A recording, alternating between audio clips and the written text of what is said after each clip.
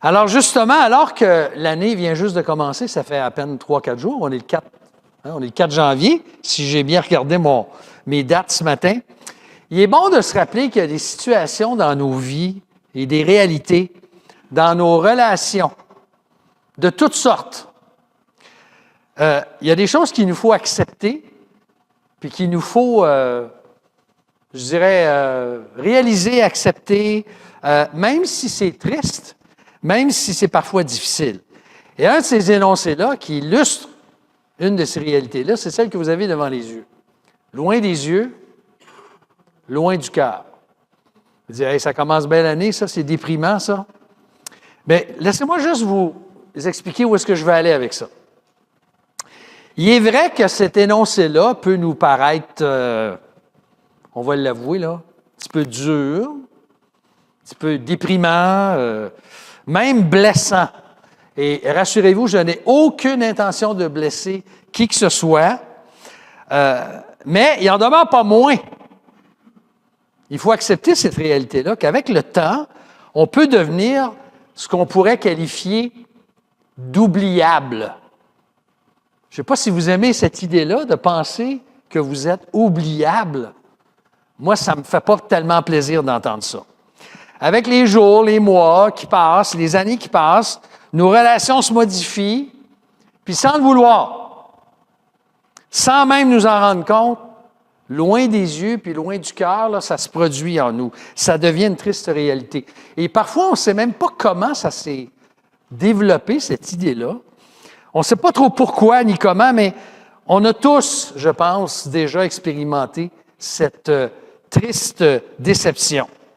Nos liens avec certaines personnes qui semblaient si authentiques, si proches, si intimes, si profonds, sont devenus ces liens-là avec le temps, quoi?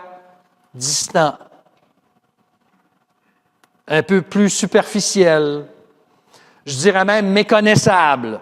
Et dans certains cas, on dirait que ces liens-là n'ont jamais existé. Est-ce que ça a du sens, ce que je suis en train de vous dire? Est-ce que c'est une réalité, ça? Je suis convaincu que pendant que je suis en train de vous dire ça, là, il y a peut-être un nom ou un visage auquel vous pensez. Il y a quelqu'un à qui vous pensez en ce moment, là, de qui vous étiez peut-être très proche, puis vous vous êtes éloigné. Ils sont devenus loin des yeux, loin du cœur. Pour diverses raisons, peut-être que certains d'entre nous ont été mutés, hein? On dit souvent transférés, mais c'est un autre beau calque de l'anglais de l'Outaouais, ça. On a été transférés, non, on a été mutés. On a eu à changer de région pour le travail, peut-être. Et on a même changé de département ou de section dans notre emploi. Nous sommes déménagés, on était impliqués dans une autre église. Nous, ça nous est arrivé en 2025, je bénis Dieu. Le Seigneur a permis qu'on se joigne à la famille de l'église de la Lièvre. Et on a changé d'église. Après 48 ans dans la même église. Et c'est tout à fait réel ce que je vous dis là, parce que il n'est pas bien long que, avec le temps, nos amis, les gens qu'on connaît bien, ne retournent plus les messages qu'on a laissés au répondeur ou les textos qu'on leur a envoyés ou les messages qu'on leur a laissés sur Facebook ou les autres réseaux sociaux. On dirait qu'avec le temps, ces choses-là semblent disparues, ignorées dans l'espace virtuel. Hein? On va blâmer l'espace virtuel pour ça. Tu es devenu classifié officiellement pour certaines personnes loin des yeux, loin du cœur. C'est devenu, même involontairement, comme ça.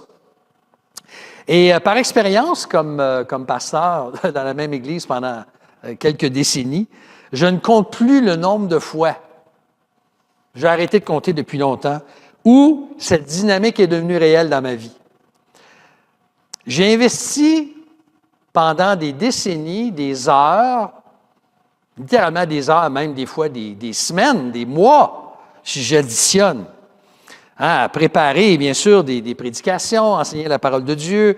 J'ai écouté, j'ai prié avec des gens, j'ai conseillé, j'ai préparé des couples au mariage, j'ai visité, j'ai soutenu des gens frappés par la maladie, à l'article de la mort, aux soins palliatifs, à l'hôpital, à Mathieu Froment-Savoie, à Hull ou ailleurs, dans d'autres maisons de la sorte.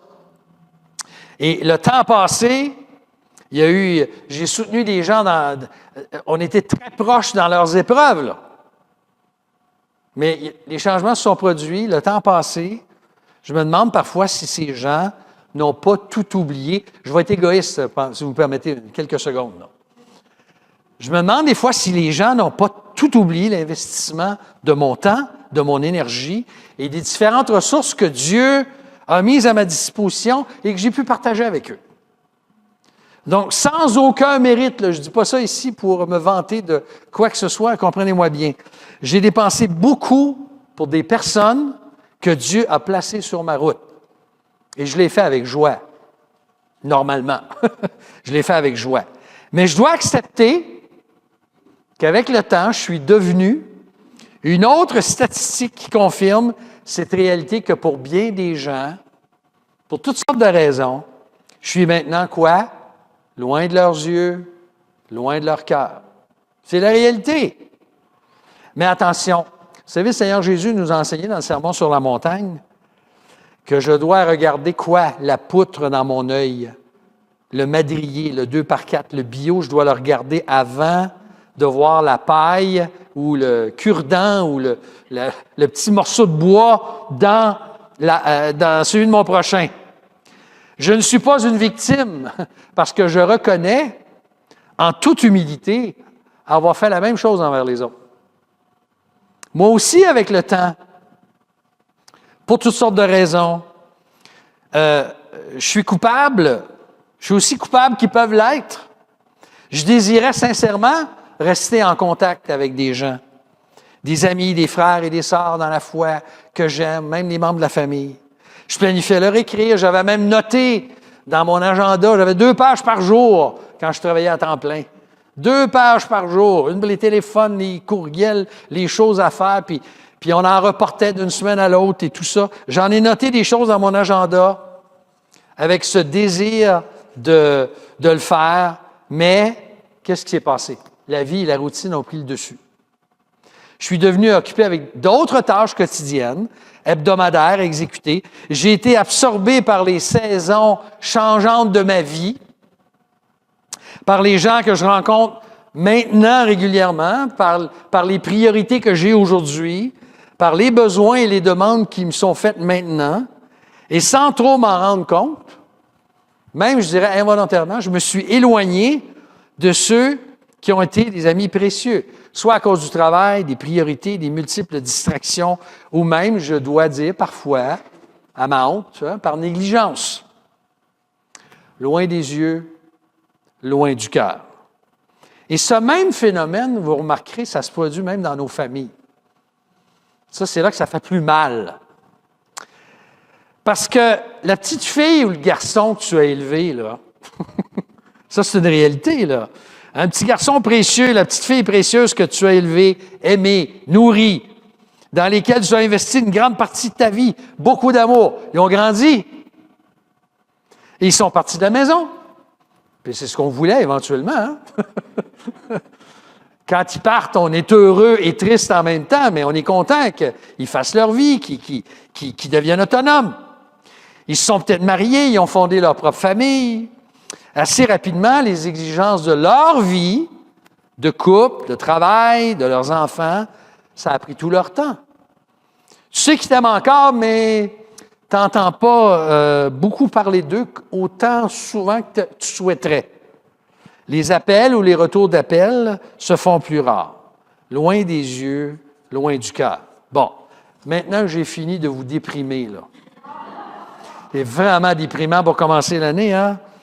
J'ai fait exprès, parce que là, je veux regarder l'autre côté de la médaille. Je ne suis jamais, comme enfant de Dieu, et ça, c'est une vérité réconfortante, je ne suis jamais loin du regard de Dieu. Avec Dieu, ça ne marche pas, ça, loin des yeux, loin du cœur. Non. Le psaume 34, verset 16, on va y arriver dans un instant, mais une vérité importante qui devrait nous apporter un encouragement en ce début d'année. c'est que bien que Dieu soit esprit, on sait que Dieu n'a pas des yeux comme nous, il nous a créés à son image, mais Dieu n'est pas un homme, il n'est pas un être humain, il n'y a pas un corps comme le nôtre. On n'est jamais, malgré tout, là, au sens figuré, nous ne sommes jamais loin de ses yeux et de son cœur en particulier. Et ça, c'est encourageant. La parole de Dieu nous affirme à de nombreux endroits que tous les êtres humains sont, savez-vous quoi, sous son regard.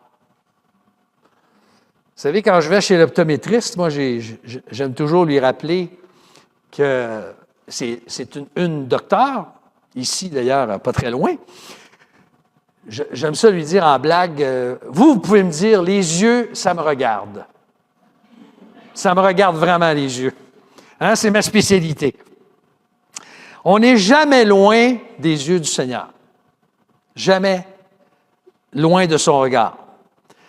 Donc, dans le livre de Job, par exemple, qu'on a regardé il y a quelques mois, là, à l'été, on s'est arrêté pendant 2 semaines, si vous vous rappelez un petit peu, pour ceux qui étaient des nôtres, au mois de juillet, je crois.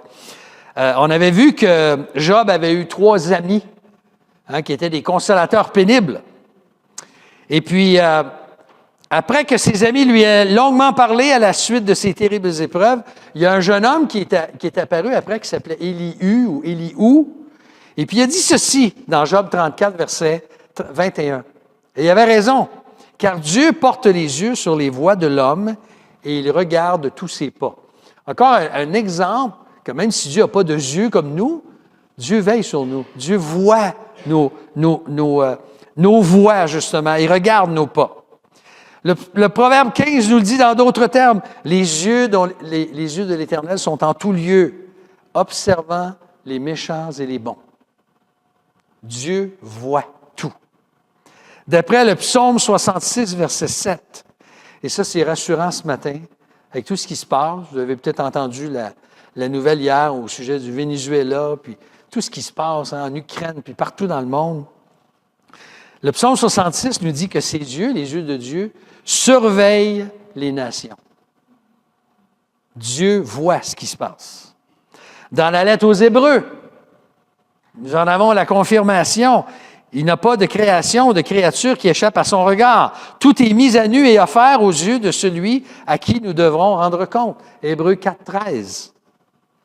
Je vous ai lu dans la Nouvelle Bible seconde, juste parce que la traduction est un petit peu différente.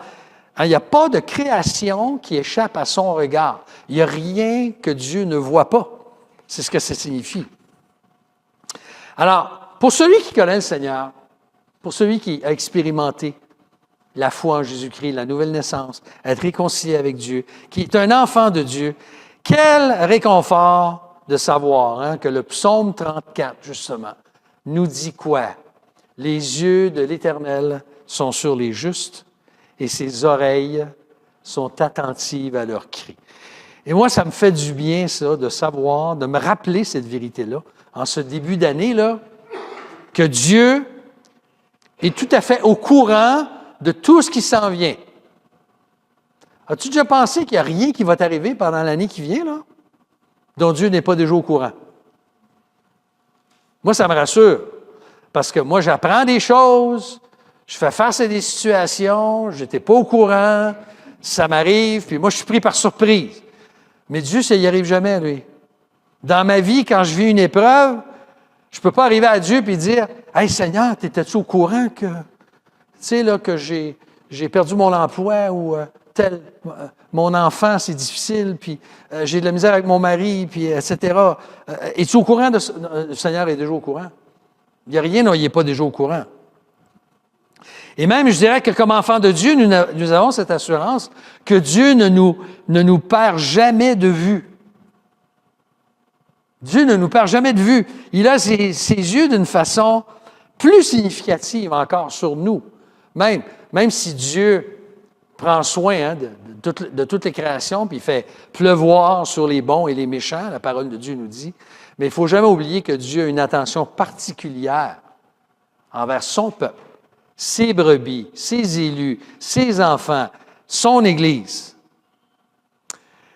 Et ce n'est pas depuis tout récemment que Dieu a ses yeux sur nous, qu'il a ses regards sur nous. On connaît le psaume 139. Je suis sûr, en lisant, il va vous revenir. Mon corps n'était pas caché devant toi lorsque j'ai été fait en secret, tissé dans les profondeurs de la terre. Quand je n'étais qu'une masse informe, vous savez ce qui est écrit? Pardon? Tes yeux me voyaient. Il n'y a personne d'autre qui me voyait dans le sein de ma mère que les yeux de Dieu. Et sur ton livre étaient tous inscrits les jours qui étaient fixés avant qu'aucun d'eux n'existe. Donc, si Dieu a porté ses regards sur moi avant même ma naissance, avant même la fondation du monde, eh bien, il continue de le faire aujourd'hui et il va continuer à prendre soin de nous. J'aime beaucoup le psaume 33 aussi qui nous dit au verset 18, « Voici que l'œil de l'Éternel est sur ceux qui le craignent et sur ceux qui s'attendent à sa bienveillance. » C'est pas rassurant? C'est pas encourageant? Au psaume 32, il est dit que Dieu prend soin de nous en utilisant son regard. C'est une image, hein? Son regard est un moyen que Dieu utilise pour prendre soin de nous. Je t'instruirai et je te montrerai la voie que tu dois suivre. Je te conseillerai. Et qu'est-ce qu'il ajoute? J'aurai le regard sur toi.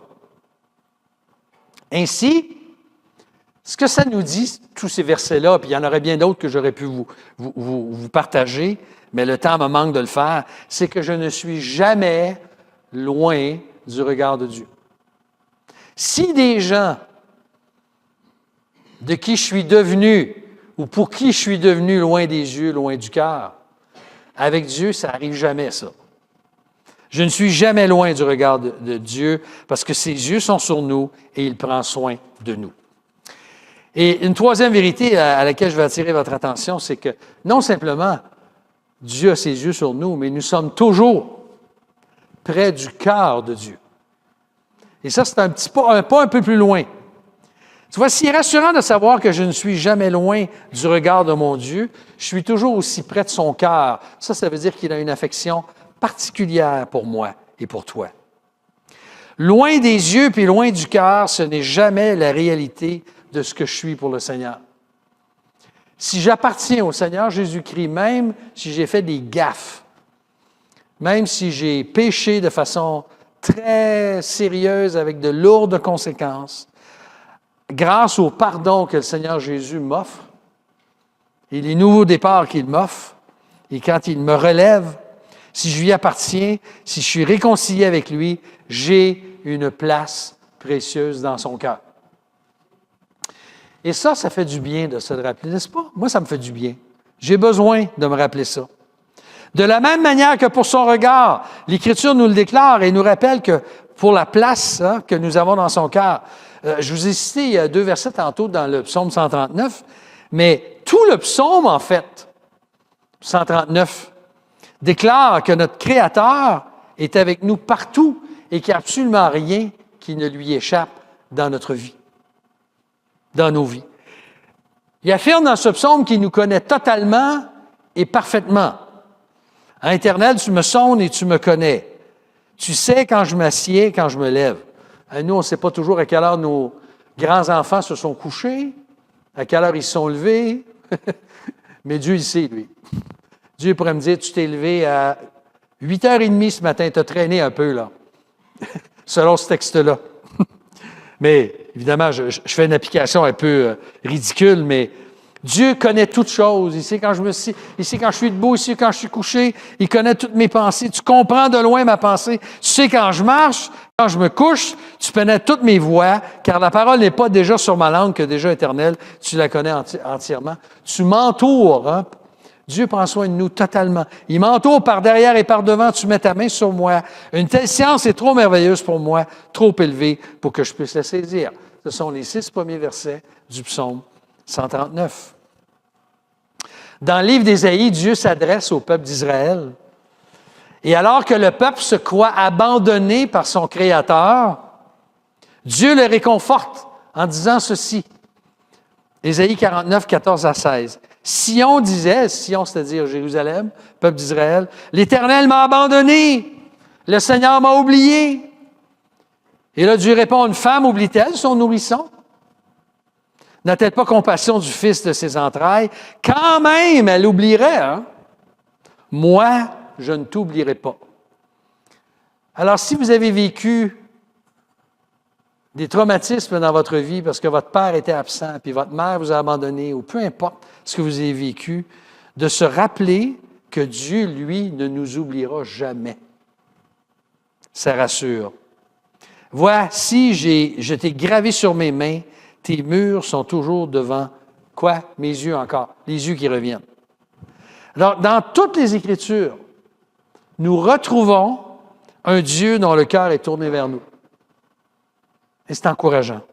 Sa bonté, sa grâce, son pardon, sa justice, tous ces attributs, en fait, sont la démonstration que son amour est toujours au rendez-vous et que je suis près de son cœur. Alors, en conclusion, qu'est-ce que ça veut dire, ça, pour l'année qui commence pour nous, là? Comment est-ce qu'on peut répondre à cette grande vérité qui n'en est pas une, je veux dire, qu'on connaît, mais on a besoin de la réentendre régulièrement pour être réconforté. Bien, je pense que, comment est-ce que Dieu veut que je réponde à cette vérité-là? Bien, quelle est ma responsabilité à moi? Qu'est-ce que moi j'ai à faire? Bien, je dirais qu'à mon tour de m'assurer que pendant toute l'année 2026, Dieu va demeurer près de mes yeux.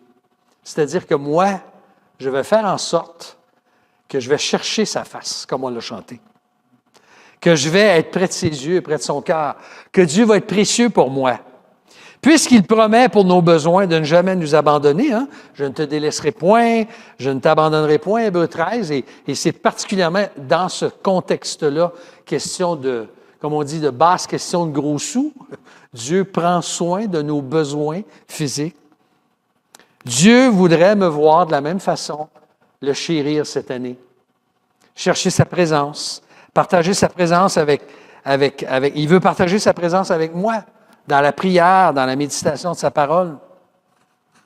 Dieu a tellement de bénédictions en réserve pour nous. Et David était rassuré de la présence de Dieu, qui le remplissait de joie. Il dit dans le psaume 16, « Tu me feras connaître le sentier de la vie. Il y a abondance de joie devant ta face, des délices éternelles à ta droite. » Juste si vous me permettez une petite leçon de français. Délices éternelles, ça c'est un des 4 mots en français. Au singulier, il est masculin, puis au féminin, il est au pluriel. Un délice éternel, E-L, des délices éternelles. Il n'y a pas de faute, là. En passant, je suis juste en passant. Pour les obsessifs compulsifs de la langue française, comme moi, des fois. Frères et sœurs, il y a des gens qui peuvent nous oublier. Et je sais, j'en ai parlé tantôt, là. Il y a des gens qui peuvent nous oublier, puis qui peuvent ne plus chérir notre présence comme on l'a eu dans le passé. Il faut l'accepter. Il faut, je dirais même, l'accepter avec joie des fois. Il y a des gens, soyons honnêtes, là, il y a des gens de qui on s'ennuie moins.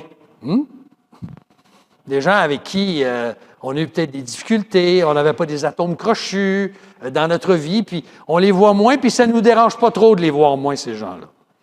Mais ceux de qui on a été très proches, il faut accepter le fait que c'est beaucoup plus difficile émotivement. Parfois, la solitude et l'ennui peuvent nous envahir, mais soyons rassurés que tout au long de cette année de grâce, Dieu prendra soin de nous. Il va nourrir nos cœurs, il va pourvoir à nos besoins. Dieu va encore et toujours pardonner nos péchés. Si nous confessons nos péchés, hein, c'est encore vrai là, en 2026, hein, il est fidèle et juste pour nous les pardonner, nous purifier de combien? De toute iniquité, de tout péché. Dieu va continuer son œuvre de transformation en nous. Son amour éternel va nous presser, et j'espère, elle va nous presser de le garder près de nos yeux puis près de notre cœur. Et Dieu nous verra, et son cœur aura une grande place pour nous. Il va toujours être prêt à nous accueillir. Fait que pour lui, là, en cette année 2026, rappelle-toi que ce sera toujours près des yeux, près du cœur. Ça va être ça la réalité. Donc, faisons-lui confiance. Parce que si les gens viennent dans nos vies, puis ils repartent, puis ils s'éloignent, Dieu, lui, va nous garder comme la prunelle de son œil. Donc, on peut se décharger sur lui de tous nos fardeaux. Il va prendre soin de nous. Le psaume 33 nous dit, « Voici que l'œil de l'Éternel est sur ceux qui le craignent, sur ceux qui s'attendent à sa bienveillance. » Et comme Paul le dit dans Romains chapitre 8 aussi, et c'est la dernière référence que je vous lis, « Lui qui n'a pas épargné son propre Fils, mais qui l'a livré pour nous tous, comment ne nous donnera-t-il pas aussi tout avec lui? Et en plus, par grâce, parce qu'on ne le mérite pas. » Alors, es-tu un de ses enfants ce matin? Que tu sois ici, dans cette salle, ou en différé, ou en direct, en ligne. Est-ce que tu es un de ses enfants? Pour lequel il n'a pas épargné son propre Fils. Est-ce que tu as reçu ce merveilleux salut qu'il offre pour te réconcilier avec lui? Parce que, imagine-toi, Dieu veut non simplement te sauver, mais il veut prendre soin de toi. C'est pas merveilleux? C'est pas qu'on dit à Dieu, « Hey, mets-toi à mon service, là. » Ça, c'est très tentant de faire ça avec notre égoïsme. Mais on dit, « Seigneur, je veux venir à toi, je veux te servir, et je te bénis parce que, en plus que tu as donné ton Fils, eh bien, tu prends soin de moi. Donc, je veux te suivre. Je veux que tu sois mon Seigneur et mon Sauveur dans ma vie. » Donc, viens à lui ce matin. Viens à lui, et pour toujours, tu seras près de ses yeux et près de son cœur. Alors, j'aimerais ce matin, on n'a pas l'habitude de faire ça, mais j'ai consulté mes frères qui s'occupent de qui s'occupent de la direction d'Église et de nos célébrations, et puis ils m'ont donné la permission. Alors, je suis en terrain pas trop risqué, mais j'aimerais que pendant quelques instants, et les micros vont circuler, peut-être de réfléchir à nous partager une situation en 2025, et là, je vous donne 30 secondes, 1 minute maximum. Si vous êtes trop long, là, je vais vous arrêter, je vais ouvrir la trappe sous vous, là. Touche! Comme on aime faire pour certains prédicateurs qui parlent trop longtemps. On voudrait que la trappe s'ouvre, puis ils disparaissent. Mais une situation où vous avez expérimenté que vous étiez proche de Dieu, que Dieu était près de votre cœur, ou que vous avez ressenti que vous étiez près du cœur de Dieu, sa présence, sa grâce. Alors, on peut prendre quelques instants, mais ensuite, on va prier. On va remettre l'année dans les mains du Seigneur, on va le remercier ensemble. On le fait un petit peu tantôt, mais on va le faire encore quelques instants dans le temps qui nous reste ce matin.